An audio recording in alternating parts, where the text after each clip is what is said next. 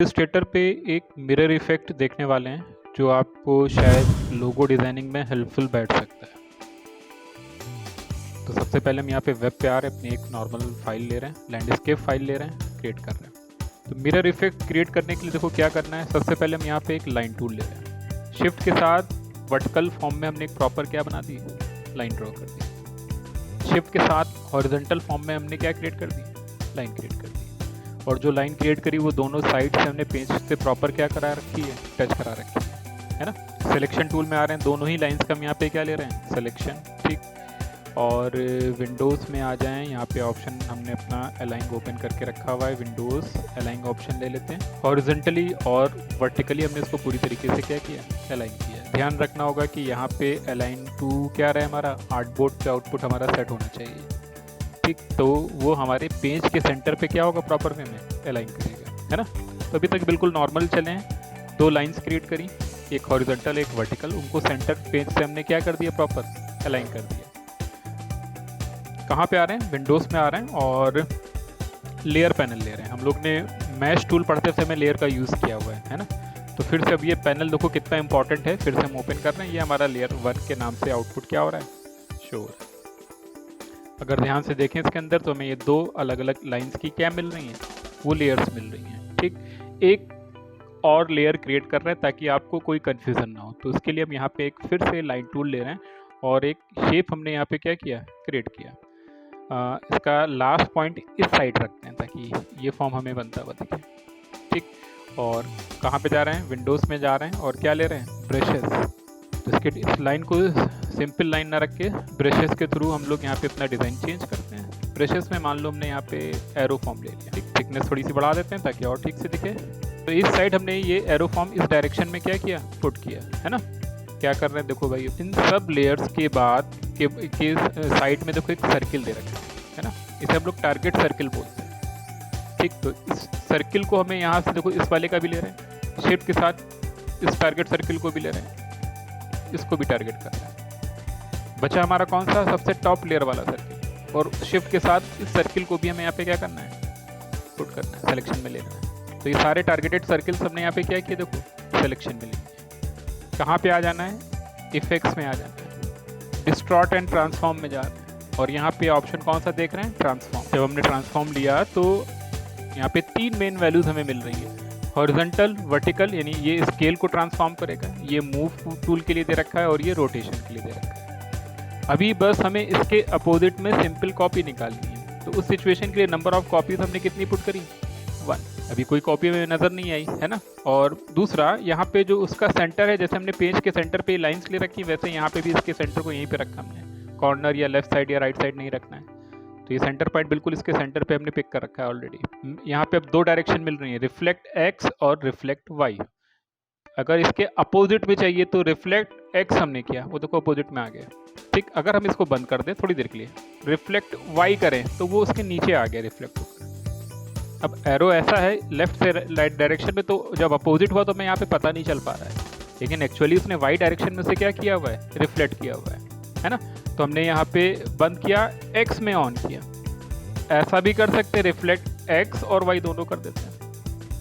तो ये एक्स में गया और फिर वाई ने उसे नीचे कर दिया, तो बिहेवियर हमारा ऐसा आता हुआ दिख रहा है। तो अभी बिल्कुल सिंपल लेकर चल रहे हैं, क्या रखा हमने यहाँ पे, केवल एक्स, ठीक। इसे एक्चुअल में हमने तीनों लेयर सेलेक्ट कर रखी है, जिसमें 2 लाइंस भी हैं हमारी, और उनका भी क्या निकल रहा है, रिफ्लेक्शन निकल रहा है। रिफ्लेक्शन जब निकल रहा है तो वो हमें दिख नहीं रहा है क्योंकि वो उसी पे ओवरलैप हो जा रहा है ना, क्योंकि हमने बिल्कुल सेंटर से उनको क्या कर रखा है, अलाइन कर रखा है। तो वो सारे शेप हमारे रिफ्लेक्टेड फॉर्म में यहाँ पे आ चुके हैं इतने टाइम, है ना। करने के बाद इसे सिंपली हमें क्या कर देना है, ओके कर देना है। ये हमने टारगेट लेयर ऑन करके सेलेक्ट करके ही यूज़ किया इस ऑप्शन को। क्या करना है, अब जिसकी हमें रिक्वायरमेंट है हम उसे रखेंगे। तो हमें ये एरो नहीं चाहिए, वो तो बस हमने एक हिंट के लिए आपको रखा था ताकि आपको डिफरेंस समझ में आए कि एक्चुअल में हम कर क्या रहे हैं, वो हमने ऑफ कर दिया। फिर लाइन पे आ रहे हैं, तो हमें ये हॉरिजॉन्टल लाइन नहीं चाहिए, जो हमारा मेन मोटिव है वो कौन है, सेंटर लाइन है, ताकि हमें पता चले कि पेज का सेंटर पॉइंट यहाँ से जनरेट हो रहा है। और ये सेलेक्ट ना हो तो उसके लिए हमने इसको यहाँ से क्या कर दिया, लॉक कर दिया। टारगेटेड लेयर हमारी ऑन है अभी भी। अब देखो क्या हुआ, हमने अगर यहाँ पे ब्रश लिया और ब्रश से हम कुछ और पैटर्न लेते हैं, यहाँ पे मान लेते हैं, यहाँ पैटर्न लेते हैं। देखो हमने इस साइड से क्रिएट किया, मिरर इफेक्ट उसको अपोजिट साइड पे हमारे लिए क्या कर दे रहा है, क्रिएट कर दे रहा है। ठीक, अब कोई भी डिज़ाइन अगर हम बना रहे हैं यहाँ पे, मिरर इफेक्ट हमारे उस डिज़ाइनिंग को क्या कर दे रहा है, ईजी कर दे रहा है। बहुत से इस टाइप के पैटर्न्स क्रिएट करने में हम लोग ये मेथड क्या करने वाले हैं, यूज़ करने वाले हैं। ठीक, कुछ इस टाइप के जो सिमेट्रिकल डिज़ाइन है उसमें हम ये मेथड बहुत ईजिली वे में क्या कर सकते हैं, पुट कर सकते हैं, है ना। यहाँ पे हमने हटा दिया, सिलेक्शन लिया, देखो इस साइड को मूव कराएंगे तो उस साइड में भी गैप हमारा क्या हो रहा है, देखो इंक्रीज हो रहा है। वो पूरी तरीके से मिरर की तरह काम कर रहा है। एक्स में हमने मिरर रखा हुआ है, जो भी साइड बनेगा अपोजिट इधर दिखेगा, है ना। डिलीट करते हैं। अब ये सिचुएशन हम पेन टूल के साथ भी ले सकते हैं। आ रहा है, तो इस टाइप के सिमेट्रिकल शेप हमारे लिए क्रिएट करना क्या रहेगा, बहुत आसान।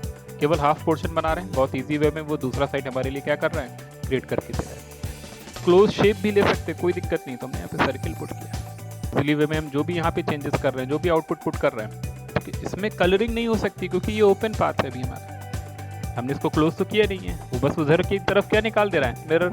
अगर हमें कलर देना होगा तो बाद में हमें इसे एक्सपेंड करके फिर प्रॉपर वे में इसे क्या कराना होगा, टच करा के तब हम इसे क्या दे पाएंगे, कलर दे पाएंगे। अभी ये फिलहाल क्या है, बस ओपन पाथ हमें यहाँ पे क्या हो रहा है, शो हो रहा है। ये ऑलरेडी अपने क्लोज पाथ बनाया हुआ है, तब तो हमें कोई प्रॉब्लम ही नहीं आ रही है। वो इजीली वे में उधर की तरफ भी इसमें हमें क्या दे रहा है, कलर फॉर्म देता हुआ दिख रहा है। तो ये हर सिचुएशन में हमारे लिए बहुत क्रिएटिव बैठ रहा है। तो ब्रश टूल का ही सबसे ज़्यादा यूज़ रहेगा। कुछ भी पैटर्न इस टाइप के क्रिएट कर रहे हैं, बहुत ईजी वे में देखो हम बनाते चले जा रहे हैं। खासकर बैकग्राउंड के लिए, खासकर लोगों के लिए, लोगों का फॉर्म अगर हम देखें कैसा, तो यहाँ पे हमने देखो क्या लिया, पेन टूल लिया और कलर हमने किस में दे दिया, फिल में दे दिया। देखो ये लिया, ये लिया और ये लिया, तो ऐसा लग रहा है कि वो प्रॉपर क्लोजिंग शेप हमारे लिए क्रिएट कर रहा है। पोजीशन हम इसकी यहाँ पे और परफेक्टली वे में क्या करना है, आ रहा है। अभी भी ये ओपन पाथ है हमारा यहाँ पे, ठीक, लेकिन फिल में रखा है। आर्ट के साथ कॉपी निकाल दी, सिलेक्शन ले लिया और पाथ फाइंडर ले लेते हैं। यहाँ पे इसको हमने क्या किया, माइनस किया। इस टाइप के लोगो पैटर्न्स हम बहुत आराम से क्या कर ले जाएंगे, क्रिएट कर ले जाएंगे। ठीक, जो हमारी डिज़ाइनिंग को कहीं ना कहीं बहुत क्रिएटिव कर सकते हैं, ईजी कर सकते हैं। मैनुअली हम बैठेंगे फिर कॉपी निकाल के उधर रखेंगे तो जजमेंट लेना बहुत दिक्कत होती है। इसमें डायरेक्टली हम देख पा रहे हैं कि उधर की साइड में कैसा बिहेवियर आ रहा है, तो कैसा शेप जा रहा है। अब जो भी पैटर्न तुम्हें जो भी आउटपुट सेट करना वो हम सेट करते जा रहे हैं। तो मिरर इफेक्ट से दिख रहा है कि किस तरीके से हम डायरेक्टली इस पर क्या कर पा रहे हैं, यूज़ कर पा रहे हैं, है ना। सब हटाते हैं, फिर से डिलीट करते हैं।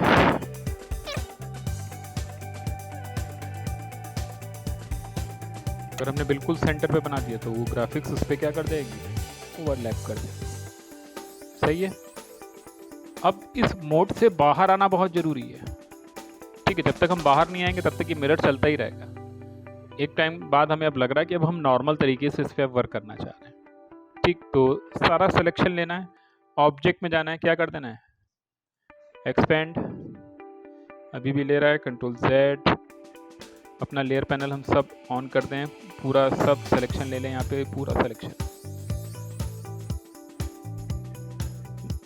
आइज सब ऑन कर दें, इसकी सिलेक्शन लेकर चलते हैं। ऑब्जेक्ट में जा रहे हैं, अब दिखा रहा है क्या, एक्सपेंड अपीयरेंस करा जाए। ठीक है, हमने कर दिया। अब ये शेप पूरी तरीके से हमारा एक्सपेंडेड है। यहाँ पे लेयर 1 के नाम से फिर से हो रहा है, अंदर फिर हमें क्या मिल रहे हैं, ग्रुप मिल रहे हैं। ठीक है, अब जैसा स्टैंडर्ड फॉर्म रहता था हमारे पास, अब हमें वैसा ही मिल गया। अब हमें क्या रखना क्या नहीं रखना वो हमारे ऊपर डिपेंड है। Right click, ungroup. ठीक, अभी भी अनग्रुप कर देते हैं इसको, और अनग्रुप किया पूरी तरीके से। देखो शेप को हम अपने क्लीन करना चाह रहे हैं, है ना। अनग्रुप, सब अनग्रुप कर रहे हैं, हटा दिया। हमें नहीं चाहिए, हमें नहीं चाहिए भाई, हमने वो यूज़ कर लिया है। अब उसके बाद बस हम इसे ज्योमेट्री को क्लीन करना चाह रहे हैं। कहीं कुछ नहीं हुआ, शेप हमारे पास वैसे ही एज इट इज़ है। इशू क्या दिख रहा है वो हमें ध्यान रखना था थोड़ा सा, और हम इसको क्या कराते हैं, ओवरलैप कराते ताकि ये प्रॉब्लम ना थी। सब परफेक्ट है। सिलेक्शन लिया दोनों शेप का और इसको पूरी तरीके से यहाँ पे क्या किया, यूनाइट किया। अभी एक नॉर्मल सिंगल शेप है हमारा। ठीक, मे बी सर्किल यहाँ पे 2 हैं क्योंकि हमने ओवरलैपिंग कराई थी। तो जितना क्लीन करके रखेंगे उतना बेटर रहेगा। तो यहाँ पे सिंगल सर्किल है हमारे पास।